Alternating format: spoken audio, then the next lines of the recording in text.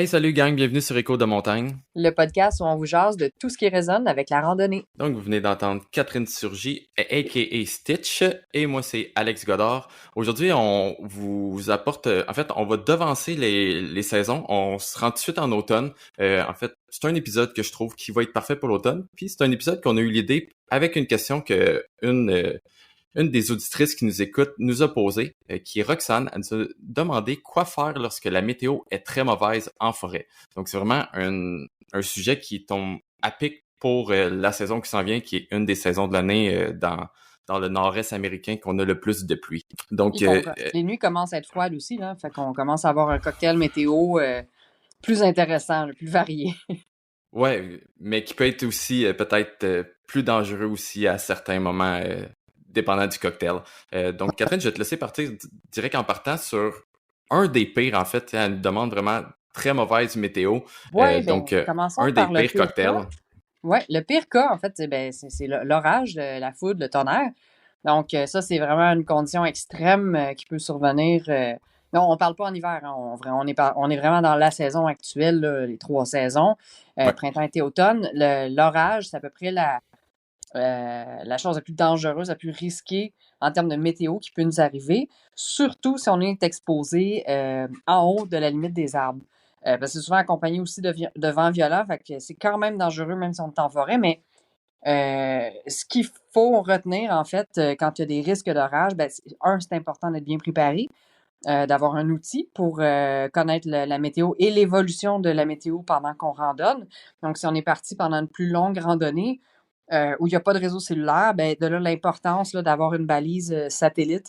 Il y en a beaucoup qui offrent un service de météo Mhm. hors réseau. Donc, même si on n'a pas de réseau cellulaire, on peut avoir les alertes d'orage sur son appareil, souvent qui est relié avec son téléphone. Donc, c'est important d'avoir un petit service d'alerte comme ça parce que les orages, c'est quand même quelque chose de très imprévisible. C'est rare qu'on voit 100% de risque d'orage. C'est souvent des risques d'orage violents. Donc, on ne sait pas quand exactement ils surviennent et où précisément. Donc, c'est important d'être géolocalisé puis d'avoir un indicateur de où va se trouver l'orage et quand. Donc, pour prévenir, pour réussir à planifier notre randonnée de façon à jamais être en haut de la ligne des arbres quand ce risque-là va survenir. Donc, toujours être revenu. Exemple, s'il y a des orages attendus dans l'après-midi, ben, il faut se donner une limite, là, de dire, OK, ben, à midi, il faut être revenu en dessous de la limite des arbres. Là. Si on fait une montagne, donc on est en zone alpine, en haut de, bon, ça dépend des régions, là, on va dire 1000 mètres, mais on va s'arranger pour être rendu en bas du 1000 mètres ou en bas de la limite des arbres au moment où les prévisions d'orage sont présentes. Fait Ah, que, puis voilà. c'est aussi d'observer un peu ce qu'il y a autour de nous. Là. Des fois, oui, c'est bien, on va essayer avec les appareils technologiques de voir ce qui s'en vient, mais des fois, on est capable de le sentir puis de le voir directement avec nos yeux. Tu sais, si tu es dans une place ça commence à devenir de plus en plus gris, puis tu vois les gros nuages noirs qui s'en viennent, ben, tu sais, c'est un signe de OK, après toi à descendre du Ouais. sommet parce que les orages s'en viennent ou des trucs comme Ouais. ça. Puis au son aussi, là, je veux dire, on l'entend arriver, puis il y a toujours le bon vieux truc là, de dès qu'on voit un éclair, ben, on compte les Mhm. secondes. Plus les secondes sont courtes, plus l'orage est sur nous, plus le temps est écoulé est long entre le son et l'éclair, ben, plus l'orage est loin. Donc, on peut y aller comme ça. Puis ça sent aussi, je sais pas si tu sens ça, là, mais ça sent l'orage hein, quand ça s'en vient. Là. Ah oui, je le sens dans mes genoux, c'est les articulations. Non, j'ai pas encore cet âge-là. Ah, OK. Mais tu fais bien de le mentionner. Par contre, au début, t'as dit, là, on va parler des cocktails météo qu'on peut avoir, surtout en 3 saisons, parce que hiver, c'est un autre bébite. Puis en fait, on a fait un épisode sur l'hiver. On va sûrement revenir de temps en temps sur ces sujets-là, mais on parle pas de météo avec la neige. Là, on parle vraiment de pluie. Puis en gros, c'est vraiment la gestion de l'eau aujourd'hui. Oui, l'eau, l'humidité, la pluie, voilà, Exact. nos pires ennemis. Ouais, exact. Le prochain sujet, je pense que tu vas être meilleur que moi pour en parler. Tu sais, j'ai quand même quelques trucs là, mais tu l'as plus vécu que moi en campant beaucoup plus dans le nord-est américain que je le fais parce que tu sais, moi je campe beaucoup, je fais beaucoup de packing en Europe. Puis en Europe, l'humidité est pas tant un facteur, un problème que ça, en fait. Mhm. Donc, l'humidité dans ma tente, j'ai jamais eu des gros problèmes à ce niveau-là. Donc, je vais te laisser commencer là-dessus, puis je rajouterai mes points après ça si j'en ai. Oui. Ben, c'est vraiment typique du nord-est de l'Amérique, là. L'humidité en longue randonnée, c'est omniprésent chez nous, dans notre climat. Fait que surtout, ben, Québec, nord-est des États-Unis, il y a quelques trucs et astuces là, pour gérer l'humidité dans sa tente. Ben, évidemment, il y a plusieurs sortes de tentes, puis ça, on vous en reparlera dans un prochain épisode. Mais peu importe le type de tente, il va toujours avoir des facteurs qui vont faire que ça condense plus ou moins. Fait que l'endroit, en fait, le premier facteur, là, c'est vraiment l'emplacement qu'on va choisir. Donc, la première Mhm. précaution à prendre quand on s'installe pour la nuit en tente, c'est le choix de l'emplacement. Il faut éviter d'être près d'un cours d'eau, donc de camper près d'un lac, près d'une rivière. Ça peut sembler une super bonne idée, mais le plus près qu'on est d'un cours d'eau dans une vallée ou proche d'un lac ou d'un étang, le plus on s'expose à avoir de la condensation la nuit. Donc, généralement, il faut préférer un endroit plus en hauteur, plus aéré, plus exposé, mettons un sol de forêt de pin, au moins à une centaine de mètres là, du prochain point d'eau, ce serait l'idéal.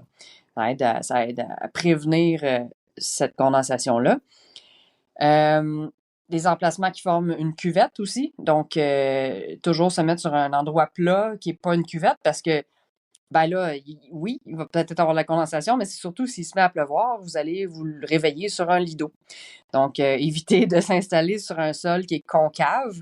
Évidemment, on ne demande pas de s'installer sur une bosse ou un talus, là. Mais il ne faut pas s'installer dans un endroit qui est concave, là, entre les racines des arbres où ça fait un creux. Parce que, évidemment, c'est là que, si jamais il annonce la pluie dans la nuit, c'est là que ça va s'accumuler. Puis là, ben, ça risque de s'infiltrer dans la tente là, si l'eau monte plus haut Mhm. que le sol ou si la tente n'a pas une bonne étanchéité. Ouais, Donc, ça, exact. c'est pour Puis l'emplacement. je pourrais même aller encore plus loin que ça avec, tu dis cuvette, mais je vais faire cuvette en sens très large. Juste tout simplement vallée. Si tu campes vraiment dans le Ah oui. trou de la vallée, souvent ça va être plus humide que si tu camperais juste, tu sais, que ça soit juste 50, 100 mètres plus haut, tu sais, sans aller sur le top de la montagne, là, on s'entend, mais Ouais. juste pas être dans le plus bas que tu peux dans la vallée, il va y avoir une différence d'humidité. Ouais, puis Donc, je l'ai tu sais, vécu même en Arizona, qui est super sec, là, on s'entend, c'est un désert. mhm. On s'est installé dans le fond d'un petit canyon. Erreur. Ben Toute oui. l'humidité s'est concentrée là pendant la nuit, puis je l'ai appris à mes dépens. Fait que même dans un climat qui est hyper sec, là, la rosée peut être très abondante. Fait que oui, toujours essayer de se surélever puis d'être un peu plus haut que le point le plus bas de la vallée. Ouais, exact. Puis comme tu disais, tu sais, le fait d'être un peu surélevé fait que tu vas avoir une meilleure aération. Dans le fond, le Oui. vent va circuler un peu mieux, l'air va circuler un peu mieux. Donc, plus de circulation d'air, plus de moins Mhm. d'humidité, en fait. Ouais. Un autre petit truc aussi qui va être un peu banal, puis on avait parlé dans l'épisode d'hiver, mais d'éviter de cuisiner directement dans la tente. Donc, Ah bah oui, si vous faites chauffer de l'eau, de l'eau. tu sais, c'est correct, je suis le premier à le faire. Ben, en fait, je suis pas le premier à le faire parce que je le fais plus. Je mange tout froid maintenant, là. Mais lorsque je le faisais, j'aimais être assis tu sais, sur mon matelas, dans mon sleeping bag, puis je faisais chauffer, mais reste de juste au moins de mettre le réchaud à l'extérieur du vestibule Au juste pour moins que la la vapeur, vapeur d'eau. ouais, Ouais. exactement, ne s'accumule pas dans la tente directement. Mhm. Ouais. L'autre point, puis c'est vraiment indirect, là, mais son propre habillement. Donc, la façon dont on va s'habiller pour la nuit va modifier un peu l'effet que notre corps va apporter à la condensation dans la tente. Donc, si on se surhabille, si on a trop chaud la nuit, ben là, c'est nous qui va être la cause de condensation. On va dégager beaucoup d'humidité. Puis ce ne sera pas juste dans la tente, là, ça va être aussi sur le sleeping bag. Puis si on ne veut pas ça, on ne veut pas se réveiller avec un sleeping bag, un sac de couchage trempé. Fait que, éviter de se surhabiller. Là. Je pense qu'on en a parlé aussi dans l'épisode d'hiver. Là, essayer de Ouais, dormir exact. avec des vêtements les plus légers possibles, là, même s'il fait froid, puis de faire confiance à son sac de couchage. Là. Ben c'est ça, puis ça revient à ce qu'on dit souvent d'expérimenter. Euh, notre équipement, en fait, de tester notre équipement avant pour savoir vraiment avoir notre kit parfait, qu'on sait que, exemple, à 0 degré, ok, ben moi avec un sleeping bag de -9, je suis, tu sais, c'est parfait, je suis pas, j'ai pas trop chaud, Pas mais trop j'ai pas froid, pas froid trop non chaud. plus. Ouais. Exactement. Fait que là, c'est testé, tu sais, ça va varier d'une personne à l'autre parce qu'on a tout un corps qui dégage la chaleur différemment. Mais c'est vraiment une bonne technique pour essayer d'avoir la température corporelle parfaite. Juste ajouter une note là-dessus, souvent les gens vont se pratiquer dans leur cours, ce qui est super bien, c'est le meilleur endroit pour tester. Par contre, les cours sont généralement en gazon. Puis c'est le genre de terrain qu'il faut éviter en longue randonnée. Il faut éviter de s'installer dans de l'herbe verte. En fait, éviter de s'installer sur de la végétation, idéalement.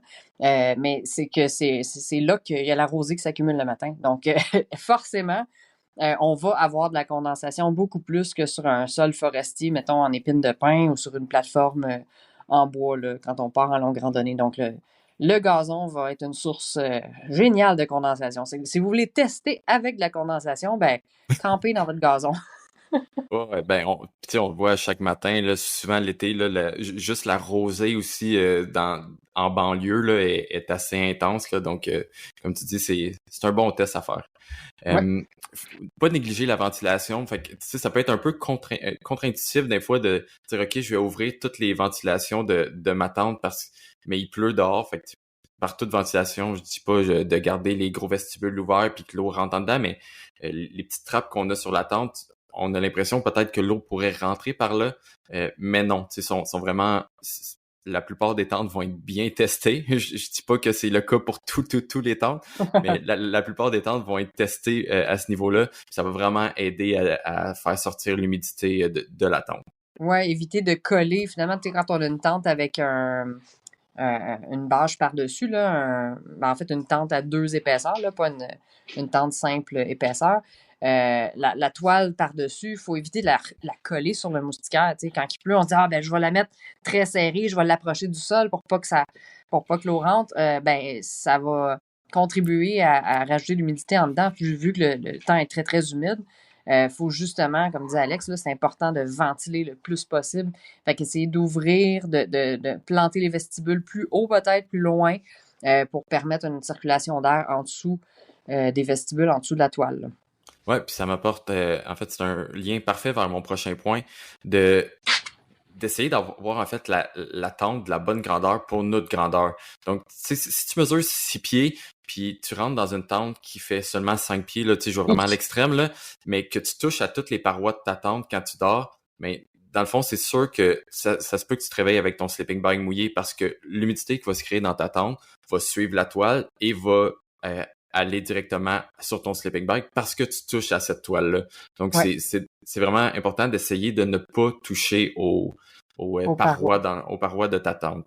Puis peu importe la tente, là, même si c'est une tente simple paroi ou une tente avec un moustiquaire plus la toile, il faut pas pousser le moustiquaire jusqu'à ce qu'elle touche la toile non plus parce que c'est pas parce qu'une tente est simple paroi qu'elle va faire plus de condensation. Hein. C'est juste que la condensation apparaît plus vu qu'elle est directement dans notre espace de vie. Là. Fait que ouais, d'essayer d'avoir une tente surdimensionnée par rapport à sa grandeur, ça aide à éviter de toucher à la condensation qui est un petit peu inévitable finalement. Ouais, par surdimensionné, on dit pas d'avoir une tente de 10 personnes pour une personne, là. Je pense que Non, vous mais à sa commencez grandeur. à Ouais, nous ouais. connaître assez bien pour savoir que c'est pas ça qu'on voulait dire, mais juste d'avoir un petit peu d'espace pour pas être collé sur toutes les parois. Exact. Euh, Ensuite de ça, on va passer à, je pense, ma partie préférée parce que c'est sûrement là où une des questions que je me fais le plus souvent demander, et surtout dans les conférences, parce que tu sais, mes films sont dans mes conférences, puis là, on me voit des fois marcher à la pluie, puis tout ça, ou traverser une rivière à pied.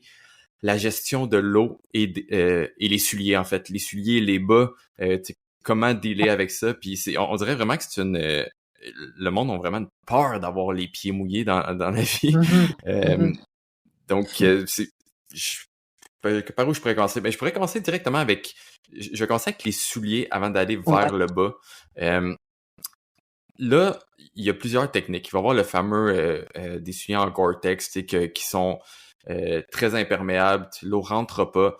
Ah, Ça a ses bons côtés. Si vous marchez dans une flaque d'eau, souvent ça va être amplement correct, vos pieds seront pas mouillés. Par contre, moi, où est-ce que j'ai un peu une réticence un peu vers ce type de souliers-là, c'est que ça fonctionne bien pour une randonnée d'une journée. Lorsqu'on sait qu'il va faire sûrement beau toute la journée, Ouais, puis que j'ajoute un petit point, là, les souliers en Gore-Tex sont géniaux pour courir l'hiver, quand tu oui, peux rentrer en dedans pour les faire sécher après. exactement. Mais lorsqu'on arrive à des randonnées de plusieurs jours, que la météo, on peut pas prédire la météo dans 5 jours. Tu sais, des fois, Météo Média se trompe sur la météo qu'il va faire demain, là. Donc, donc sur 5 jours, 7 jours, une semaine et plus, on peut pas savoir ce qu'il va faire tous ces jours-là. Donc, c'est là que moi, je préfère les souliers qui respirent à 100%. Donc, qui vont être aucunement imperméables. Parce que, exemple, si on a une semaine, puis dans cette semaine-là, il va mouiller 4 jours de suite, il y aura aucun répit côté pluie, ben, on a beau avoir le soulier le plus imperméable qui existe, l'eau va finir par suivre notre jambe, puis va finir Ouais. par rentrer dans le soulier. Puis Et c'est ça, ben, c'est qu'on soit en pantalon ou en short, là, parce qu'il faut s'imaginer, les sentiers sont pas tous bien taillés, il y a de la végétation. mhm, Puis juste l'eau qu'il y a dans la végétation autour, c'est inévitable, ça va rentrer dans vos chaussures, que ce soit des bottes, que ce soit des souliers en Gore-Tex ou des souliers qui respirent, l'eau va rentrer dans votre soulier. Rivière à traverser ou pas, là, s'il pleut, puis que la végétation autour de vous est mouillée, c'est inévitable. exactement. Donc, à ce moment-là, c'est là que je préfère avoir un soulier qui respire à 100% de tout bord, tout côté, parce que si il finit par avoir un répit, si juste en fait à marcher avec la chaleur de mes pieds, puis avec le poids de mes pieds, mais l'eau va finir par sortir plus rapidement que de créer juste une piscine dans ma botte ou dans mon soulier. Ouais. Donc, personnellement, c'est ma préférence, mais comme je dis, on a toutes des préférences différentes là-dessus. Mais pour avoir testé, je trouve que pour une longue randonnée, un soulier qui respire est mieux. Va sécher beaucoup plus vite aussi. Là, la minute qu'il commence à faire beau, ça va sécher. L'eau va s'évacuer beaucoup plus vite qu'une botte ou qu'un soulier en Gore-Tex. Ouais, exact. Puis tu sais, je peux donner un bon exemple là-dessus. Traverser une rivière. Lorsque je traverse une rivière, je vais jamais, jamais, jamais enlever mes souliers. Là-dessus, la raison principale pour moi, c'est vraiment que j'aime mieux la stabilité de mon soulier, le confort de mon soulier, la protection que mon soulier va m'apporter dans le fond de l'eau. Si on sait pas s'il y a une branche, des fois, les rivières sont pas toujours Ouais. translucides, là. Mais je traverse la rivière avec le soulier, puis ça fait que l'autre bord, ben, je fais juste continuer de marcher, puis exemple, s'il fait beau, ben, ça va prendre euh, 30 minutes, 1 heure, puis l'eau va finir par sortir. Oui, le Mhm. soulier va être un petit peu humide, ça sera pas 100% sec, mais rien de désagréable, là, tu sais, pas plus que de la sueur ou autre chose Ouais, c'est ou ça. quelque chose comme ça, là. Puis parlant du sueur, là, il existe ben, des bas en néoprène. Là. Mhm. Je sais pas si on va en parler. En fait, c'est parfait des bas en néoprène pour quand, mettons, tu as une série de rivières à traverser puis tu n'as pas envie nécessairement de mouiller les pieds à fond. Par contre, quand on transpire, parce qu'il y a une grosse partie de l'eau des pieds qui n'est pas nécessairement de la pluie, mais qui est de la transpiration. On a les pieds mouillés, même s'il fait beau, à cause de la transpiration, ben, un bas en néoprène va empêcher ton pied de respirer. Donc ça fait des choses pas super belles. Là. On peut avoir de la culture de champignons, développer des ampoules qui n'existaient pas, puis des odeurs qu'on suspectait pas. Donc, les bas en néoprène à court terme, ça peut sembler être une bonne idée. Par contre, à long terme, ça empêche le pied de respirer et à la sueur de s'évacuer. Ouais, puis tu sais, une des hantises que je peux comprendre d'avoir les pieds mouillés, que tu sais, les gens ont peur, c'est les ampoules qui suivent avec ça. Tu sais, je comprends, pieds mouillés égale la peau plus fragile, Ouais. et après ça, ben plus de chances d'ampoule. Après ça, il y a quelques trucs pour essayer de réduire ces risques-là. Puis, tu sais, je peux me prendre comme exemple là-dessus, là, je fais pas mal jamais d'ampoule, même si je marche les pieds mouillés. Puis en fait, jamais, je pourrais dire, pas presque jamais, je pourrais dire jamais, je me rappelle presque Ouais. quasiment pas c'est quand la dernière fois. Un de mes trucs, c'est j'aime avoir 2 paires de bottes. Donc, une paire qui est ma paire principale de randonnée, là, qui va être un peu padée au niveau des orteils et au niveau du talon. Mais en dessous de celle-là, je vais toujours mettre un liner, donc un bas très, très, très mince, qui va faire que oui, si ma peau est un peu plus mince par rapport à cause de l'eau, est un peu plus fragile, s'il y a un peu de sable qui s'accumule avec ça, des choses comme ça, ben au moins ça offre une protection de plus pour la friction. Mhm. Donc ça, c'est vraiment mon truc principal. Après ça, bien sûr, c'est d'avoir le soulier qui fait à notre pied là, pour éviter le plus les points de... Oui, friction, là. Ouais, exactement. Ouais. Mais j'ai la même recette, là. J'ai aussi 2 paires de bas et j'ai jamais, de tout ce que je me souviens, j'ai jamais fait d'ampoule avec cette recette-là. Ceci dit, on n'est pas à l'abri de ce qu'on appelle le pied d'athlète, là. Ouais. Quand on est exposé jour après jour après jour, on a beau avoir la meilleure recette de bas, les meilleurs souliers. Oui, la peau ramollit. C'est quelque chose qui s'entraîne. Je pense qu'on en a parlé même dans l'épisode avec Blaise Dubois. Mhm. Sur le tannage des pieds, puis justement de s'habituer sa peau à être exposée à l'humidité.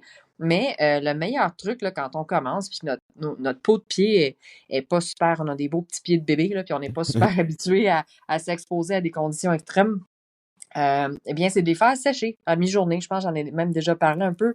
Mhm. C'est de s'arrêter dès qu'on a une pause pour se mettre à l'abri dans un refuge ou quoi que ce soit à la moitié de sa journée. Ben, c'est de se mettre nu-pied, en fait, puis de laisser sécher au moins la peau à l'air libre. Puis même si on réenfile ses bas mouillés après, ce qui est pas le moment super agréable, là, je vous l'accorde, parce que les bas, ils ont rafraîchi, puis ils ont pas séché. Fait que même de remettre ses bas mouillés et son soulier mouillé, si au moins la peau elle a eu le temps de revenir à un état plus sec, ben ça va permettre à la peau de se relaminer, si on veut, puis de se solidifier, puis de pas continuer sa progression de ratatinage, là. Ouais, exact. Puis, tu sais, ça va aussi, tu sais, tu dis mi-journée, mais vraiment, l'entretien du pied le soir est important. Ah Donc, oui, c'est de le mettre avant au de se coucher. sec. Ouais, de le mettre au sec. Si vous trouvez que vous avez les peaux, la peau des pieds fragiles, tu sais, que vous savez déjà d'avance que c'est pas votre première fois, puis vous faites toujours des ampoules ou que vous avez toujours des blessures aux pieds parce que votre peau est fragile. Mais tu sais, ça va être peut-être de, de mettre pas des pansements, mais de la protection aux endroits que vous savez qui est plus fragile. Il y a aussi des crèmes qui vont aider, tu sais, peut-être à hydrater le pied, Mhm. aider à renforcer la peau de pied rendue au soir. Comme ça, vous repartez le lendemain avec un pied en santé. Il y a des trucs pour tout le monde là-dessus. Comme tu dis, l'épisode avec Blaise, on avait parlé un peu là-dessus, le tannage de pied qui peut juste aider à renforcer, à créer un peu de corne pour avoir un pied plus solide. Ouais. Après ça, dans le fond, je pense que toi, tu fonctionnes avec 2 paires de bas, comme une de jour, une de nuit, ça se peut-tu? Ben oui, en fait, avant, puis il n'y a pas si longtemps que ça, je traînais toujours 2 kits de bas, tu sais, parce que j'ai mes liners puis mes bas de rando.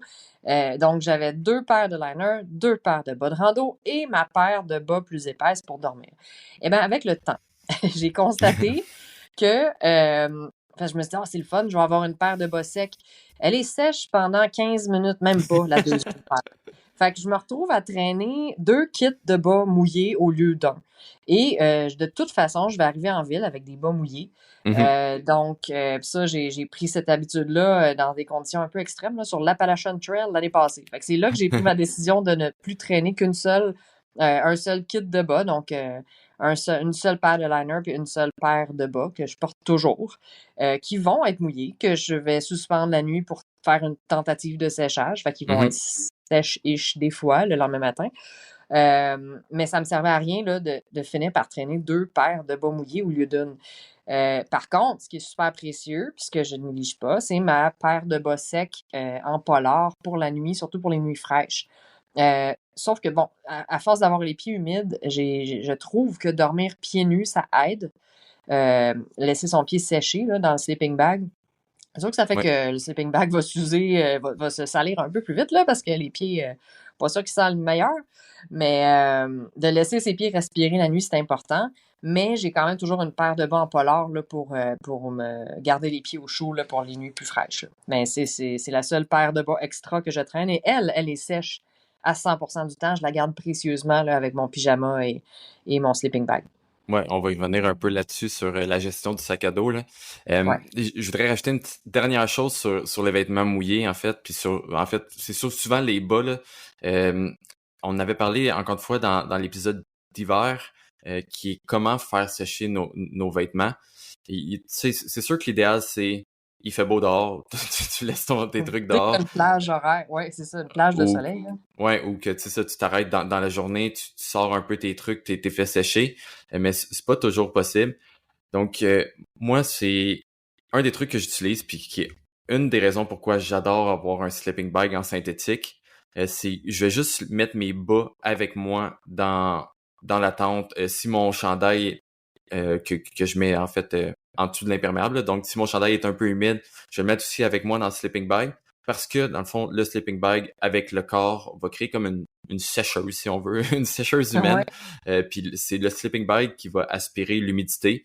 Puis avec, tu sais, avec la nuit, la chaleur que tu vas dégager, mais tout va finir par sécher. Mais c'est apprendre euh, C'est de fa- délicat. c'est délicat, puis comme je dis, moi je le fais avec un sleeping bag en synthétique parce Ouais. qu'un sleeping bag en synthétique ne perdra pas son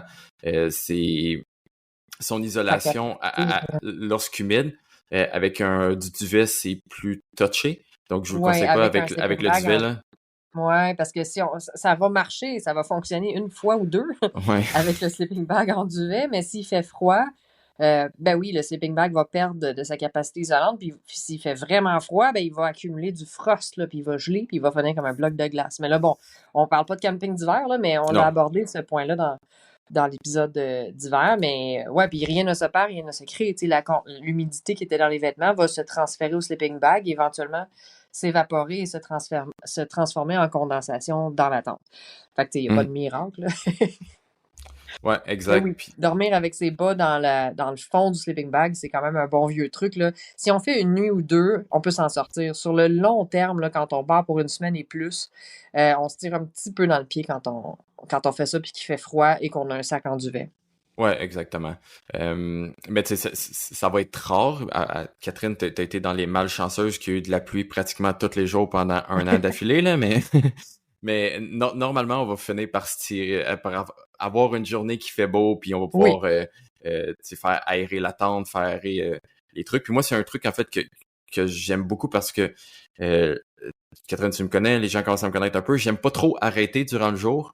Donc, pour moi, m'arrêter dans le jour pour étendre mes choses, faire sécher, c'est un peu, je trouve ça une perte de temps, malgré que je vois le côté nécessaire, mais je suis très dans être le plus efficace possible. Donc, ce que j'aime faire, c'est juste rendu au soir, lorsque j'arrive dans ma tente, tu sais, que ce soit lorsque je vais manger ou tu sais, préparer mes choses, mais je vais garder toutes les vestibules le plus ouverts que je peux, juste pour créer un courant d'air, pour Mhm. essayer de faire sécher le plus naturellement possible mes trucs. Ouais, puis tu sais, éventuellement, on n'a pas des ressources de nourriture illimitées, ce qui fait qu'on va arriver en ville, là. Mhm. Tu sais, fait que c'est une question de jour, là. Souvent, là, quand on va avoir de l'averse plusieurs jours d'affilée, moi non plus, là, j'étendais pas mon stock tout le temps, là, quand il se mettait à faire beau. Si je suis à une ou deux journées, si j'ai à 24 heures d'arriver en ville, ben, je vais endurer mon linge mouillé, puis je vais me rendre en ville, puis c'est là que je vais sécher mes choses à l'intérieur ou à la buanderie, là. Ouais, exact. Donc, pour moi, ça résume pas mal tout ce que j'avais à dire sur la tente, puis j'ai comme dévié de tente au pied, mais je suis revenu à Ben, tente, là, les mais tentes, les pieds, là, on est rendu à, ben, j'irais... manteau, Ouais. Euh, les fameux Là-dessus, imperméables. ouais, exact. Donc, euh, il y a il y a un truc qu'il faut savoir, qu'il faut pas tomber dans le piège. Tu sais, en magasin, on dirait que tous les manteaux vont avoir de l'air bon, ils vont tous avoir de l'air imperméable. Tes touches, ils vont tous se ressembler ou presque. Ils les vendent, ils les vendent en tant qu'imperméables. Puis souvent, ce ne sont que des coupes-vents, hein. Ouais, exactement. Donc, il va y avoir plusieurs choses à regarder avant. En fait, après ça, on va pouvoir rentrer dans le plus spécifique, mais la première chose, c'est on veut que que les coutures soient scellées, parce que des fois, ils vont dire, ah oui, le tissu est imperméable. OK, c'est bien beau. Mais si les coutures, eux, ne sont pas scellées, ben, l'eau va finir par suivre les fils et Les rentrer joints. à l'intérieur. Les joints, Ouais. exactement. Donc, c'est la première chose qu'il faudrait vérifier. Parce que, comme je vous dis, ils vont souvent mentionner que c'est imperméable, mais ça va juste être le matériel. Donc, bien vérifier que les coutures sont scellées. Ensuite, les fermetures éclairs, c'est l'autre chose aussi qui est très important à vérifier. Donc, d'avoir une fermeture éclair qui est scellée, Étanche. elle aussi, qui est étanche, exact. Souvent, ça va être, vous allez voir là, euh, il va être comme un peu lustré. La plupart du temps, là, le zipper va être un peu plus lustré, Ouais. comme un petit peu un effet de caoutchouc, comme la couture, je veux dire, de chaque côté du zipper, là, va être un petit peu plus style caoutchouc. Je dis pas qu'ils sont tous comme ça, mais la plupart du temps, ça va ressembler à ça. Donc ça, c'est une autre chose à ne pas négliger.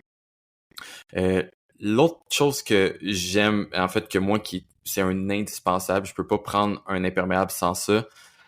Puis là, je vais sortir un petit peu du ultralight en disant ça, parce que les gens ultralight vont y aller avec l'imperméable le plus simple possible, avec Ouais. le moins de Moins de zip couture, le possible. moins de zip, ouais. Le moins Mais de poche. moi, j'adore avoir les zips en dessous des bras. Pour moi, je peux pas prendre un imperméable s'il y a pas ça. Et la raison est simple, en fait, c'est que on a beau avoir l'imperméable le plus qui va couper le plus l'eau possible de Le plus rentrer, étanche le possible, ouais. plus étanche possible. Mais si t'as chaud après ça en dedans, ben ça va juste, tu vas finir par être trempe de l'intérieur. Donc c'est pour ça que moi je sais que j'ai euh, mon corps reste quand même assez chaud peu importe quoi. Donc je sais que si j'ai pas ces zips-là, mais c'est pas long que je vais être dans une piscine à l'intérieur de mon imperméable. Parce que souvent, tu sais, là encore une fois, on reste dans des températures on n'est pas en hiver, mais souvent il pleut, ça va être humide un peu dehors. Donc j'aime avoir ça juste pour avoir un courant d'air à l'intérieur de mon imperméable. Oui, pour pas être trempé de l'intérieur, parce que souvent les gens ils disent: «Ah, mon imperméable, il marche pas, il est pas imperméable». Ben, c'est pas parce que l'eau est rentrée de l'extérieur, c'est vraiment la condensation qu'on a créée avec son corps, plus la transpiration qui se met de la partie, qui fait que, finalement, on est presque plus trempé que si on avait juste pas mis d'imperméable. Ouais, exact. Puis si vous voulez en entendre un peu plus là-dessus, on en parle sur le épisode 11, si je me rappelle bien. Je suis pas Mmh. sûr, là. 10-11, qu'on parlait du système multicouche. Donc vraiment de la Oui. gestion de l'humidité Mmh. avec nos vêtements. Donc vous pouvez aller écouter ça pour vraiment savoir c'est quoi le multicouche. Ouais, fait Euh, que les ventilations en dessous des bras, c'est quand même moi, même ultralight, je trouve que c'est quand même un incontournable. Puis maintenant, il y a même des imperméables ultra légers qui se mhm. permettent les zips en dessous des bras parce que c'est tellement plus agréable d'avoir le tour de bras qui respire. Ça, ou des ponchos. Les ponchos respirent d'en dessous aussi. Ouais. C'est plus style sac à vidange. Puis l'extrême qui respire le plus, c'est pas un manteau, c'est le parapluie. Oui, 100%. C'est un autre, je dirais, c'est rare. Ben, c'est rare et c'est de plus en plus commun de croiser des gens en longue rando équipés d'un parapluie. Je l'ai expérimenté moi-même. Puis l'été, quand il fait chaud, c'est la meilleure chose, là, parce qu'on ne sue pas. Puis on a vraiment une bulle au sec, là. Fait que c'est une alternative à l'imperméable, là.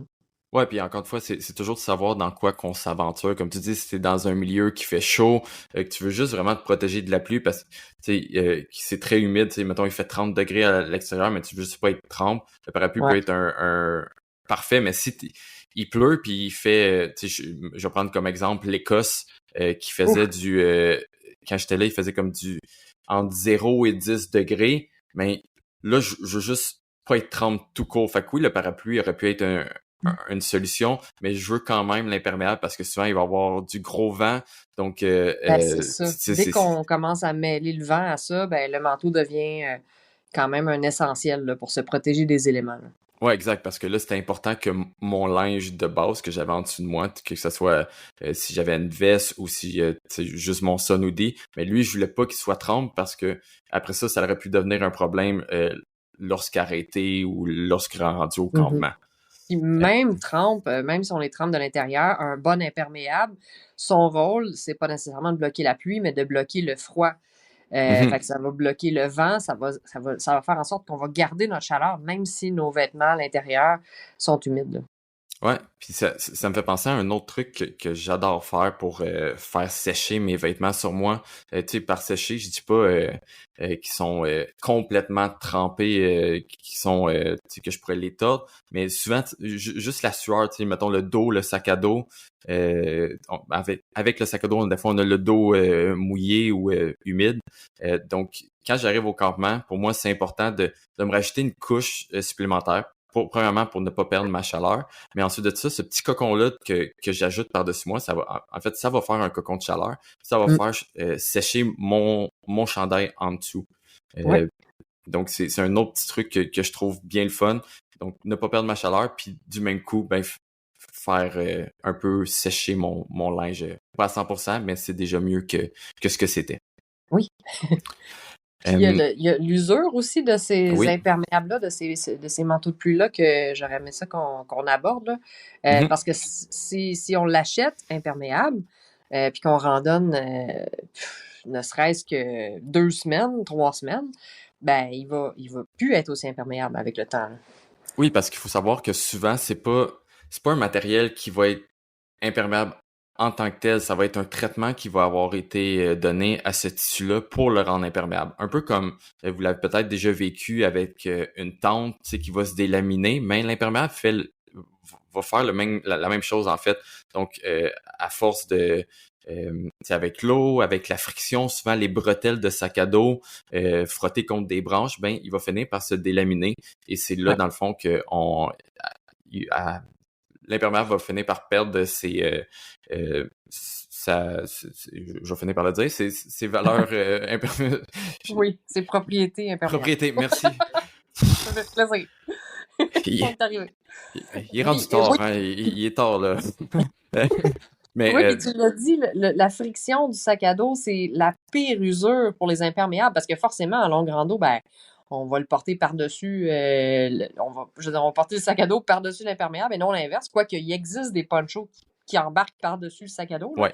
Mais généralement, les manteaux imperméables vont souffrir beaucoup, beaucoup de la friction des bretelles de sac à dos puis de la ceinture aux Mhm. hanches. Donc, quand on le réimperméabilise, parce qu'il se vend des produits en spray, puis même des savons, des produits d'entretien qui vont entretenir l'imperméabilité, ben, essayer d'insister sur ces zones de friction-là là, qui abîment l'imperméabilisant là, en premier. Là. Fait que c'est au niveau des bretelles puis au niveau de la ceinture des hanches, hein.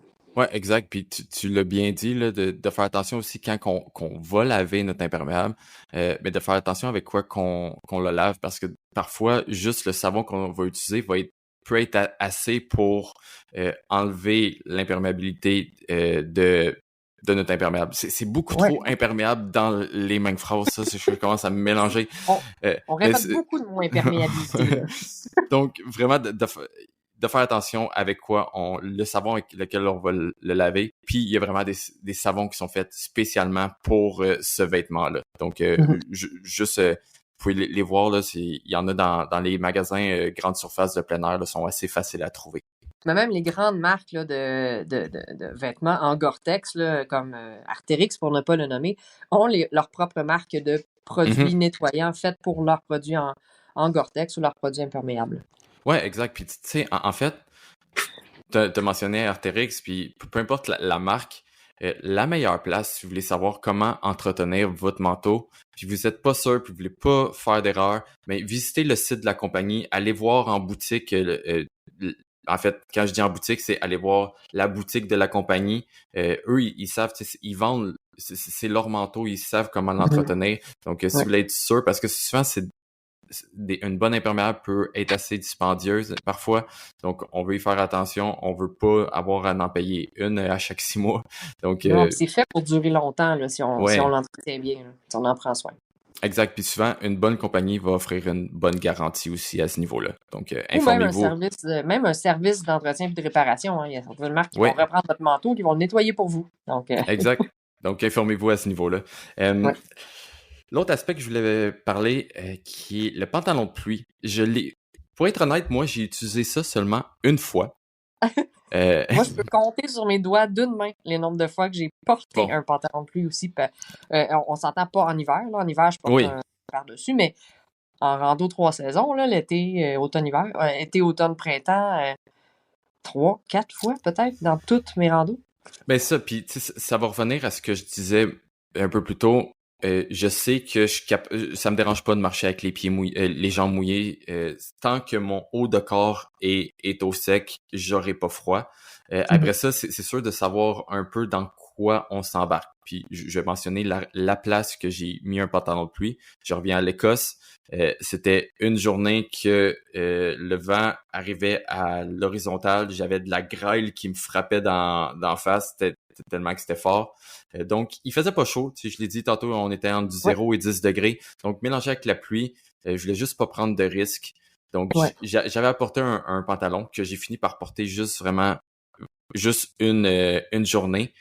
Mais je l'ai apprécié cette journée-là parce que au moins j'avais les jambes au sec et surtout j'avais pas les jambes mouillées mélangées avec le vent qui aurait fait que ça aurait pu être un peu ça aurait pu être peut-être dangereux en fait. Oui, ben je mets l'emphase là-dessus. Tu sais, tu parles de vent et de froid. Si on a les trois mélangés, pluie, froid et vent, le Mhm. pantalon va être un bon outil pour te protéger des éléments. Si on a que de la pluie, puis qui vente pas, puis qui fait pas froid, le pantalon va juste faire un sauna sur ton corps. Euh, Oui.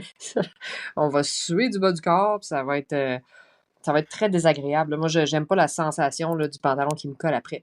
Mais encore une fois, il faut penser aux trois facteurs. S'il annonce la pluie, plus du vent, plus du froid, ben là, le pantalon de pluie, moi je l'appelle le pantalon coupe-vent, plus qu'un pantalon de pluie, là, Mhm. va être pratique. Là. Mais c'est surtout pour s'isoler du froid et d'éviter d'être trop humide, en fait. C'est un peu Ouais, ça. Fait que exact. je le traîne souvent. Il est dans le fond de mon sac en cas d'urgence parce que si on se trouve exposé dans des conditions extrêmes puis qu'on risque l'hypothermie, ben, ça fait une couche de plus à se rajouter, un peu comme la doudoune ou des vêtements extra qu'on traîne dans son sac. Ben, j'ai le pantalon de pluie, puis les gants, puis les tucs. C'est comme dans mon kit d'urgence, moi. Si jamais on tombe dans une tempête, là, puis qu'il se met à venter puis à faire froid. Là. Ouais, puis il va y avoir des pantalons coupe-vent qui se rangent tellement petits là, fait Ah que oui, il y a ça de peut être l'ultra léger là-dedans. Là. C'est pas obligé d'être un gros pantalon d'hiver en Gore-Tex. Là. Au exact. contraire.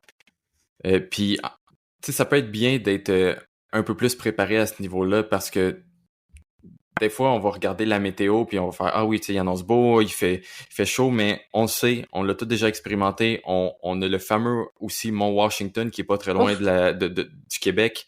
La météo peut changer vraiment vite, puis souvent la météo à la base et au sommet est pas la même. Donc préparez-vous plus que pas assez. Sachez dans quoi que vous embarquez. oui. Donc, si vous allez, Même exemple, au en Mont été. Washington, il faut savoir que Mont Washington, ben, il peut avoir toutes les météos dans une journée. Donc, Même en plein été. euh, Tu sais, j'ai des statistiques intéressantes là, sur le mont Washington. Bon, on sait qu'en 150 ans, il a fait plus de 176 morts, dont un, malheureusement, très récemment. Là, il y a un homme de 71 ans qui a été retrouvé mort, exposé aux éléments, encore une fois. Donc, décédé d'exposition à l'environnement, donc hypothermie. mhm, Puis, tu sais, sur les 176 décès, ben c'est ça, il y en a 33 que c'est l'exposition aux éléments, là, hypothermie et tout. Bon, après ça, il y a beaucoup de chutes, là, ouais, mais il y a un nombre considérable qui aurait pu être évité si les gens avaient eu les bons équipements de protection dans leur sac à dos, même s'il fait 25 degrés, gros soleil à la base de la montagne, des montagnes comme le mont Washington, puis je dirais même tous les 4000 pieds, là, tu sais, tous les sommets, des fois, on se dit, ah oui, mais lui, il est pas, c'est pas comme le mont Washington. On peut avoir n'importe quelle météo, là, surtout quand on s'aventure dans les Adirondacks ou les montagnes blanches. Les montagnes blanches, la météo peut switcher en 15 minutes. Là. Donc, d'avoir un bon kit dans son sac, même en plein été. Il y a des gens qui décèdent d'hypothermie en été, puis c'est là que ces accidents-là surviennent, c'est que les gens se sont pas méfiés et ont monté en altitude sans être préparés parce qu'il faisait si beau en bas de la montagne. Fait ouais. que, Puis en fait, alors, tu me fais penser à deux points parce que t'as dit, t'as dit chute, ce qui me fait penser à dans le fond, si tu te blesses, faut que tu sois capable de d'attendre les secours. Tu sais, on en a parlé souvent, on va en reparler, mais d'être ouais. capable de se tenir au chaud. Puis ça va avec s'il pleut aussi, là, ça se peut que tu te blesses puis il pleut dehors puis t'es plus capable de bouger, mais il faut que tu sois capable d'attendre les secours. Oui, parce Puis là, qu'on ne meurt pas d'une cheville cassée. Par contre, on peut mourir de l'hypothermie des suites de exact, l'immobilité parce qu'on a la cheville cassée. c'est souvent ça en fait qui Oui, arrive. oui. Puis l'autre truc en fait que les gens me voient randonner beaucoup parce que je le documente. Donc vous me voyez toujours avec un bâton à la main. C'est une des choses que en fait, le bâton, pour être honnête, je l'ai toujours à la main, mais il sert très peu, là. Il sert quasiment plus à me donner un pace pour avancer, là. Donc, ça fait juste garder mon rythme. Mais une des places qui sert vraiment le plus pour ma sécurité, c'est lorsque le terrain est mouillé. Donc, des fois, ça l'aide juste assez pour rattraper tu sais, si je glisse un peu, juste pour rattraper, avoir un troisième point de contact, en fait, Oui, pour m'empêcher de tomber et m'empêcher de me blesser. Donc, les bâtons peuvent être vraiment intéressants oui. lorsque c'est trempe puis lorsqu'il pleut, en fait. Ouais, sur les roches, les racines, même pour les traversées de cours d'eau, je dirais même que c'est un essentiel d'avoir des Oui, bâtons, là. oui, pour le traverser de cours d'eau, c'est un must, là. Mhm. Parfait, j'irai avec je dirais notre dernière section par rapport à l'eau, qui est la protection de notre équipement. Donc là, on a parlé de nous, notre protection Du corporelle, corps. du corps, Mhm. exactement. Mais si on va pour vraiment notre sac à dos, notre équipement, notre sleeping bag, on en a parlé tantôt. Donc, comment garder ça au sec? Fait que c'est sûr qu'on va avoir la fameuse housse qu'on met comment on appelle ça, le rainfly, c'est tout Un ça? couvre-sac, là. Un couvre-sac, là, tu sais, qu'on met par-dessus le sac. Ça va être, je dirais, la solution la plus répandue. C'est ce que la plupart des gens vont tout avoir dans leur sac à dos. Après ça, moi, c'est la solution que je déteste le plus au monde. Peut-être pas à ce point-là, là, mais j'ai changé de sac à dos parce que je détestais cette solution-là. Puis en fait, j'ai eu cette réalisation-là lorsque j'étais à Madère en février, donc j'étais là dans la saison des pluies, puis la pluie était très on and off. Donc je pouvais avoir 1 heure de pluie, après ça, 1 heure de beau temps, 1 heure de pluie, 1 heure de beau temps, puis des fois même c'était en dedans de 20 minutes, ça pouvait changer 2 fois. Donc, j'étais juste tanné de toujours avoir arrêté. Enlever, Puis comme remettre, enlever, en- remettre. Exact, parce que tu sais, quand on a cette housse-là par-dessus, souvent nos bouteilles d'eau sont plus accessibles parce qu'elles sont recouvertes Mhm. euh, par la housse. Donc, je trouvais pas ça Puis, pratique. puis moindrement que la housse est mal placée, ben, ça va créer une gouttière qui va faire une accumulation d'eau dans le bas du sac à dos. Fait que c'est pas mieux non plus. Exact. Donc, pour ma part, ma solution, c'est j'ai changé de sac à dos pour un sac à dos qui est imperméable. Donc, j'ai un peu comme qu'on parlait tantôt avec un manteau, mais j'ai recherché exactement le même principe. Donc, un tissu qui est imperméable en tant que tel. Ensuite de ça, j'ai regardé pour des coutures scellées après mon sac à dos. Oui. Pour être honnête, ça, c'est un peu plus dur à trouver malgré que la plupart des sacs à dos, si on y va avec des sacs à dos en euh, ultralight, vont être un matériel qui est imperméable en tant que tel, mais souvent les compagnies ne scelleront pas Non. les coutures. Il y a quelques compagnies qui le font. Faites vos recherches là-dessus, là. Mais sinon, il y a possibilité de le faire maison. Fait que moi, je l'ai fait maison. J'ai acheté, dans le fond, c'est c'est pas une colle, là, mais c'est comme un. Comme un ruban, là. Non, j'ai pas acheté la Non. version ruban. Moi, j'ai été avec une version en tube. Ah, Donc, vraiment, j'ai scellé toutes mes coutures avec un petit pinceau que j'étendais la genre de crème qui finissait par créer comme un caoutchouc sur toutes mhm. mes coutures.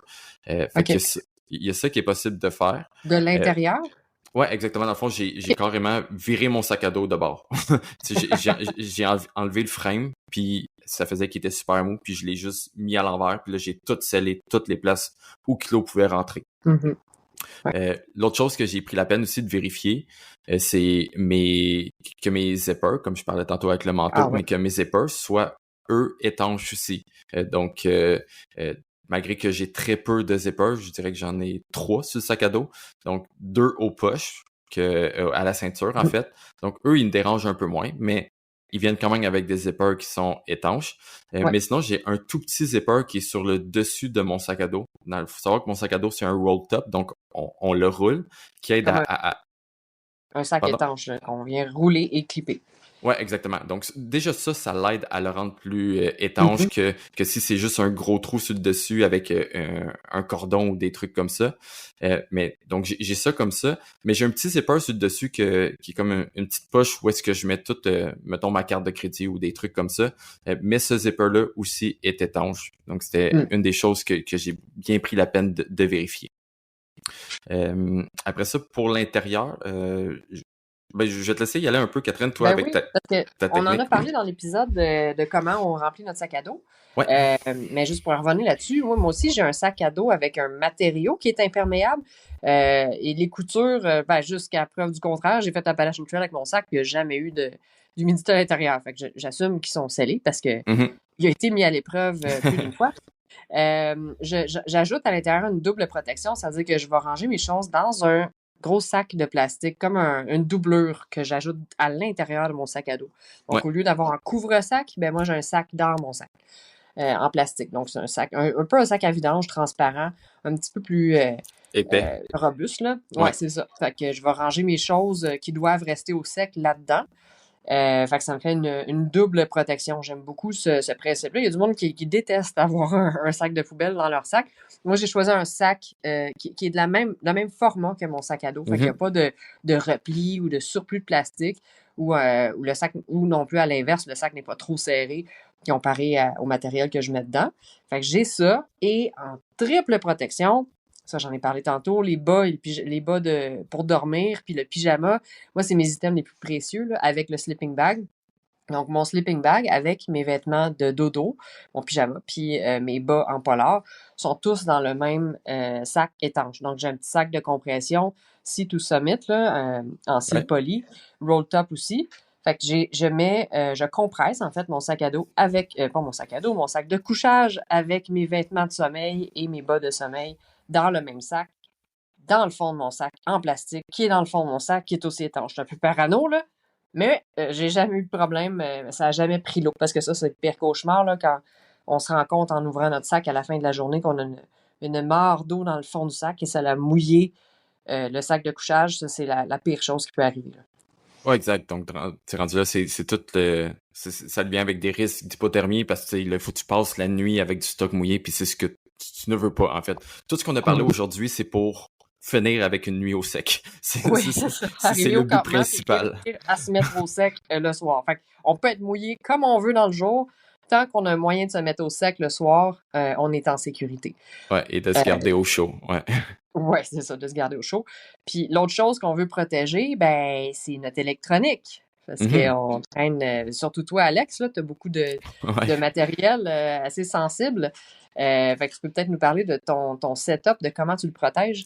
Ouais, ben en fait, je vais partir de ce que tu as dit. Donc, j'ai pas mal la même technique que toi, donc d'avoir tout dans un sac supplémentaire, malgré que mon sac est étanche à l'intérieur. Donc, c'est comme une protection de plus. Mais pour l'électronique, j'ajoute une troisième protection de plus. Donc, dans mon sac à dos, je vais avoir, comme je dis, le sac, genre de sac de poubelle un peu plus épais. Mais mon électronique, elle, va tout être concentrée dans un petit sac de Dyneema, donc qui est un matériel qui a la réputation d'être très, très, très étanche. Là. Tu sais, ma tante est faite en ça aussi. Ouais, et ultra Donc, léger. et ultra léger. Donc, ça va être dans un sac comme ça, avec encore une fois un roll top. Puis toute mon électronique va être là, à l'exception de deux trucs, en fait. Non, trois trucs. Donc, le premier va être ma caméra parce que, ben, même s'il pleut, il faut que je documente ce qui se passe quand même. Donc, ma caméra, elle va toujours être à l'extérieur. J'y fais vraiment pas attention. Elle va prendre la Ouf, pluie, la pluie, la pluie. OK. Mais là-dessus, il y a des choses à regarder sur votre caméra. J'en ai parlé un peu dans l'épisode de l'électronique, je crois. Mais il y a des caméras qui sont splash-proof. Et il y a des lentilles aussi qui vont être faites avec un caoutchouc qui va rendre la lentille étanche aussi. Mais je dis étanche, c'est pas, vous pouvez Mm. pas la mettre en dessous de l'eau, mais ce qui va aider pour la faible pluie, il y aura pas de problème. Après ça, si on tombe avec une pluie vraiment plus intense, mais il y a aussi des housses qu'on peut mettre par-dessus nos appareils électroniques comme nos caméras. Donc c'est ça. En fait, c'est de connaître son équipement rendu là. Vous allez peut-être avoir une GoPro qui a aucun problème d'être mouillée, mais si vous avez une caméra professionnelle, regardez juste cet aspect-là pour y faire attention. Après ça aussi, j'aime aussi avoir un sac banane à la taille qui est dans un matériel qui est imperméable, mais lui aussi pour pas prendre de chance, parce que c'est mon drone qui est à cet endroit-là. S'il commence à mouiller vraiment beaucoup, je vais prendre mon drone et je vais le mettre dans un autre sac de Dynéma dans mon sac banane, comme ça lui aussi il est surprotégé. Double protection. Exact. Puis la dernière appareil en fait électronique que j'ai toujours qui va toujours prendre la pluie. Par dernière appareil, je veux dire appareil de photo là, parce que ma montre, je m'en fous, mon GPS, je m'en fous, ils sont faits pour être être mouillés en fait là, pour être à l'extérieur. Fait que ça dérange pas. Mais ça va être mon cellulaire. Donc mon cellulaire, lui, j'ai fait exprès de prendre un appareil qui peut aller dans l'eau. Donc je pourrais le mettre en dessous de l'eau puis il y aurait pas de problème parce que je sais qu'il va finir par être je sais que je marche toujours avec, puis je sais que je vais devoir marcher avec à la pluie. Donc, moi, lorsque j'ai fait mon choix d'appareil de cellulaire, j'ai spécifiquement regardé pour un appareil qui était correct s'il était trempe. Et qu'est-ce que tu as comme cellulaire pour nos auditeurs? Parce que tout le monde a ça, un cellulaire. C'est un Samsung S23 Ultra, donc c'est comme le haut de gamme de Samsung, mais tu sais, il y a la même chose pour Google va avoir la même chose, les Apple, les iPhones vont avoir le même principe, dépendant de la gamme que vous prenez, vous pouvez regarder ça. Ouais, j'aimerais juste ajouter une précaution pour les téléphones à écran tactile sous la pluie, parce que oui, ils sont résistants à l'eau. Mais quand on les frotte contre une surface humide, ils vont essayer de s'allumer. Puis souvent, ça va faire des tentatives de déverrouillage infructueuses parce que quand notre... je pense que j'ai déjà compté l'anecdote, là, mon cellulaire, c'est épisode verrouillé. 4, je crois. Oui, c'est ça. J'ai perdu les fonctions de mon cellulaire. Vous irez écouter l'histoire là, de l'épisode 4. Il s'est verrouillé tout seul. Fait que le truc que j'ai développé et que je conseille fortement, c'est de désactiver l'écran tactile quand vous partez en longue randonnée, parce que de toute façon, quand il pleut, l'écran tactile, ça marche pas super bien. Fait que de obliger l'activation avec le bouton latéral. Comme ça, on est sûr que c'est pas la pluie qui va tenter de déverrouiller notre cellulaire. Donc, on peut aller dans les options, là, puis obliger la poussée d'un bouton pour activer l'écran au lieu de juste toucher l'écran, parce que tout peut toucher l'écran quand c'est humide. Ouais, vraiment bonne idée. Pour être honnête, je te dirais que je l'ai pas faite, puis c'est un peu fâchant des fois quand que j'ai mon cellulaire, peu importe dans ma poche de bretelles ou dans ma poche de pantalon ou de short, puis que j'écoute de la musique en même temps parce que j'ai pris la peine d'avoir des écouteurs qui sont waterproof. Puis là, mais ça fait juste faire pause sans arrêt parce que à cause du touch. Fait que oui, je vais regarder si j'ai cette option-là. Bonne idée. Fait que c'est mon meilleur conseil là, pour l'usage d'un cellulaire sous la pluie, c'est de désactiver l'écran tactile. Ouais, 100%. Vraiment un bon truc. Je regarde ça dès qu'on finit. Là-dessus, ça résume en partie plusieurs des trucs qu'on a. C'est sûr qu'on a oublié parce que c'est sûr que je vais finir par marcher à quelque part puis je vais faire j'ai oublié de dire ce truc-là. Mais surtout en marchant sous la pluie, il y a des trucs qui vont nous revenir. Là. Ouais, exactement. Mais si il y a des trucs qu'on n'a pas dit que vous faites, faites-nous en part. On aime toujours ça vous lire. Puis des fois, on a beau vos astuces, ouais. Ouais, puis on a beau avoir une bonne expérience, moi puis Catherine, mais des fois, vous nous apprenez des choses aussi. Fait que... ouais. On apprend tout le temps, c'est ça qui est le fun de la randonnée. Là. Exact, c'est un apprentissage non-stop. Constant. Ouais, exact. Donc là-dessus, je veux plugger un peu des trucs qui s'en viennent. Catherine, tu as déjà des conférences d'annoncer, fait que je vais te laisser partir avec ce côté-là. Oui, j'en ai déjà plusieurs. Les billetteries sont déjà ouvertes. Je les ai ouvertes à l'avance. Je vais faire probablement plus de promotions là, plus les dates approchent. Mais surveillez mes réseaux sociaux. Là, en novembre, je vais être un peu partout au Québec. Je retourne à Québec. Je serai à Magog. Je serai à Valmorin. Donc, surveillez ça. Je serai de retour aussi à Shawinigan, au Trou du Diable, là, à la shop. Puis je vais aussi être de retour au Théâtre Bellecour. Donc, suivez ça là, sur mes réseaux sociaux. Là. J'ai vraiment hâte de vous voir en novembre. Je vais raconter ma dernière aventure, là, l'Arizona Trail. Je vais parler de ce sentier-là, de l'Arizona Trail. Et je redonne aussi des conférences sur la Pacific Crest Trail puis l'Appalachian Trail parce que il y a des gens qui vont la faire cette année, dans 2 ans. Donc, il y a toujours des gens qui vont vouloir se préparer puis de venir partager une soirée, là, en apprendre plus sur ces sentiers-là puis partager entre passionnés. Là, c'est la meilleure préparation qu'on peut pas avoir. Là. Oui, parce que c'est vraiment un sujet qui va être assez intemporel. Là, tu sais. À chaque année, il va toujours avoir une nouvelle cohorte qui vont vouloir s'éduquer sur le sujet, donc Ouais. c'est bien de la rapporter. Là. Mhm. Puis t'avais aussi, les gens l'ont peut-être vu passer, on l'a partagé sur la page de Écho de montagne. T'as la Oui, compétition qui se passe en ce moment que j'invite les gens à aller voter, en fait. oui, la compétition Ultimate Explorer. Donc, je cours en fait, je suis dans la course pour devenir le Ultimate Explorer. Donc, ça permet une apparition dans le magazine Outside aux États-Unis. Puis le Grand Prix, c'est 10 000 en argent et un road trip. Ils nous prêtent un Winnebago pour aller faire le tour des parcs nationaux américains puis raconter notre vécu à travers les grands parcs. Donc, je suis vraiment fière de participer à la compétition puis d'être dans la course. Là. J'ai déjà passé les 2 premières rondes Mhm. d'élimination. Donc, allez voter pour moi. C'est avec chaque vote, chaque jour que je vais continuer à être en tête puis que il risque peut-être d'avoir une Québécoise qui remporte le concours de Ultimate Explorer si vous m'aidez et que vous allez voter à chaque jour. Oui, c'est fatigant. Un petit vote par jour jusqu'au 17 octobre pour que Ouais, je puis reste dans. tu sais, je le fais moi à chaque matin, puis ça prend comme 5 secondes, c'est fait là.